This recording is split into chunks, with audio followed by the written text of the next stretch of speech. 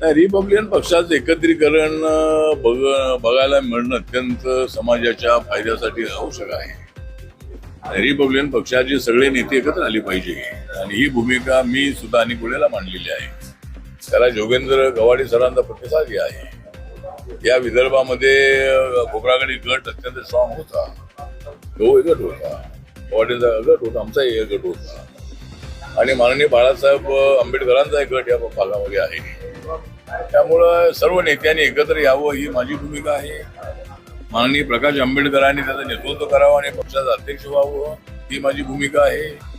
आणि जर आम्ही एकत्रित आलो तर एक आपली मोठी ताकद उभी राहणार आहे आणि त्या ताकदीचा उपयोग समाजाच्या आर्थिक, सामाजिक, सगळ्या न्यायासाठी चांगल्या पद्धतीने होणार आहे.